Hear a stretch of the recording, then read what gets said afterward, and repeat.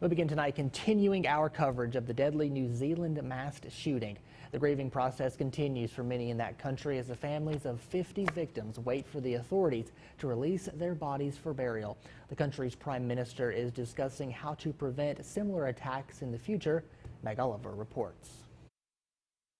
In Christchurch, New Zealand, crowds continue to pay their respects outside two mosques where more than 4 dozen worshippers lost their lives. Your support is overwhelming. I just want you to know that. And we're not going to allow few fanatics to divide our community. We're one. According to investigators, the evidence suggests the gunman acted alone. The 28-year-old Australian is one of 3 suspects arrested after the attack. But police say the others were not involved. We're all gobsmacked. We don't know what to think. The suspected killer's family went on television to express their shock and their sorrow at his alleged involvement. We're so sorry for the families over there, for the dead and the injured.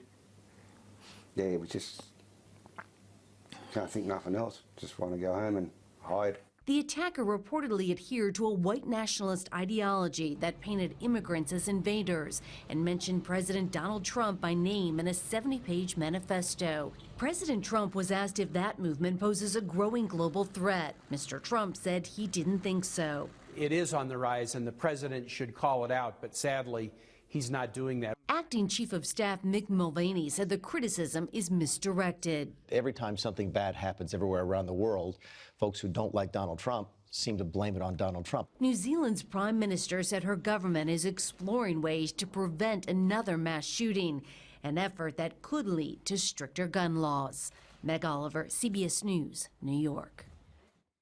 We will no longer remain silent, for silence is complicity.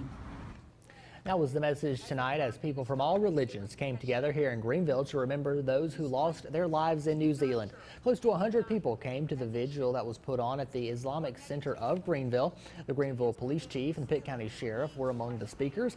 They say the purpose is to bring everyone together and let the world know that hate is not okay. In this type of situation, I think everybody is united in solidarity because they can put themselves in the place of the victims. Greenville Police Chief Mark Holtzman says Greenville is not a place for hate and they will not stand for it here in our community.